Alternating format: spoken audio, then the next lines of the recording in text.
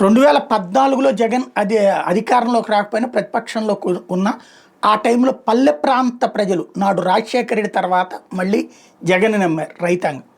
సరే అధికారంలోకి రాలేదు, 1.5% ఓట్ల తేడాతో దెబ్బతిన్నాడు. ఇక్కడ ముగ్గురు కలవటం వల్ల 2019లో అధికారంలోకి వచ్చాక రైతులకు ఇస్తానన్నటువంటి డబ్బులు ప్రతి ఏడాది వేసుకుంటూ వచ్చాడు. 12.5 ఇస్తాడు, 13.5 ఇచ్చాడు. కేంద్రంతో కలిపి అంటాం, ఇప్పుడు కూడా కేంద్రంతో కలిపినే ఇస్తున్నారు. 20,000 సొంతగా ఇస్తామని, కాబట్టి అది వదిలేద్దాం. 13.5 ఏడాదికి 5 ఏళ్ళు పడ్డాయి జనాలకి. 4 ఏళ్ళు 12.5 ఇస్తానన్నది 5 ఏళ్ళు 13.5 చెప్పనిచ్చాడు. రైతు భరోసా కేంద్రాలు పెట్టాడు. అంతా జరిగింది. అయితే చివరిలో ఈ మీ వ్యవసాయ పొలాలు నాశనం చేసేస్తున్నాడు, తీసుకోబోతున్నాడు, ధ్వంసం చేస్తున్నాడు అన్నటువంటి ఒక తప్పుడు ప్రచారాన్ని ఎదుర్కోలేకపోయాడు. ఏదైతే వాళ్ళ భూములకు సంబంధించి పర్మనెంట్ హక్కులకు సంబంధించిన కాగితాలు ఇవ్వాలన్న కేంద్ర ప్రభుత్వం యొక్క ఆదేశాలు అమలు చేసే క్రమంలో తన ఫోటోలు, తన ఏదైతే మన రాళ్ళు ఇట్లాంటి వాటి మీదన తన మీద నెగిటివ్ ప్రచారం చేయడానికి తెలుగుదేశం ఉపయోగపడింది, జనసేన ఉపయోగపడింది, భారతీయ జనతా పార్టీ ఉపయోగపడింది. ఆ ఇంపాక్ట్ పల్లెల్లో భారీగా దెబ్బతిన్నాడు. అందుకే 11 స్థానాలకు పరిమితం. ఇప్పుడు పబ్లిక్కి అర్థమైంది రైతులకి ఏం జరుగుతోంది, న్యాయం జరుగుతోందా అన్యాయం జరుగుతోందా అన్నటువంటి చర్చ జరుగుతోంది. అక్కడ జగన్ చెయ్యకపోయినా ఆనాడు అదృష్టవశాత్తు వీళ్ళకి మద్దతు ధరలు బాగానే వచ్చినాయి. ఇప్పుడు ఇవాళ ఈనాడే రాసుకొచ్చింది కదా, జగన్ టైంలో 20-30 రూపాయలు పలికింది మామిడికాయలు చిత్తూరు దగ్గర. ఇప్పుడు 8 రూపాయలకు కూడా కొనలేదు, వాళ్ళు మొన్నటిదాకా 2 రూపాయలని ఏడిపించారు అన్నటువంటి. అంటే అక్కడ జగన్ టైంలో ఆ రేంజ్లో ధరలు పలికినాయి. మిర్చి కానీ ఇవన్నీ సంతోషపడ్డారు.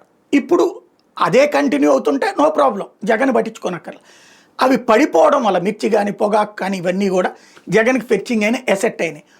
ఈ సందర్భంలో జగన్ వాళ్ళని పరామర్శించడానికి వెళ్తే తప్పుడు కేసులు పెడుతున్నటువంటి వైనం, లైక్ కరేడులో రైతులను ఇబ్బంది పెట్టేటటువంటి అంశం, అమరావతి రైతుల దగ్గర నుంచి భూములు తీసుకునేటటువంటి అంశం, అట్లాగే ఎక్కడ గిట్టుబాటు ధరలు రాక అక్కడికి వెళ్తే మిర్చి యార్డు దగ్గర, టొబాకో దగ్గర, లేకపోతే ఇప్పుడు మామిడి రైతుల దగ్గర రైతుల మీద కూడా కేసులు పెట్టడం, వీటి మీద జగన్ తీవ్రంగా స్పందించారు.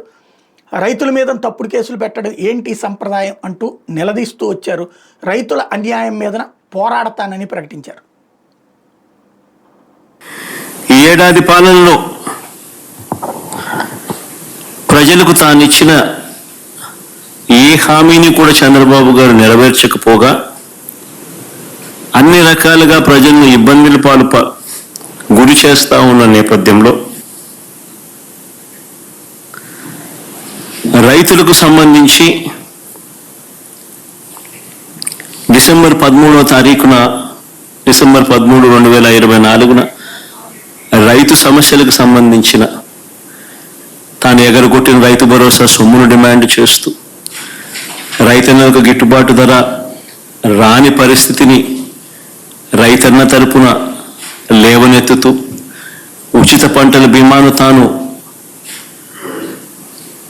ఎత్తివేసిన పరిస్థితుల్లో తనను ప్రశ్నిస్తూ, సమయానికే ఇచ్చే ఇన్పుట్ సబ్సిడీని నీరుగార్చిన పరిస్థితుల్లో తనను ప్రశ్నిస్తూ రైతుల సమస్యల మీద డిసెంబర్ 13, 2024 డిసెంబర్ 13 అన్నదాతకు అండగా వైఎస్ఆర్సీపీ రాష్ట్ర వ్యాప్త ధర్నా కార్యక్రమానికి పిలుపునిచ్చి రైతులకు తోడుగా నిలబడింది.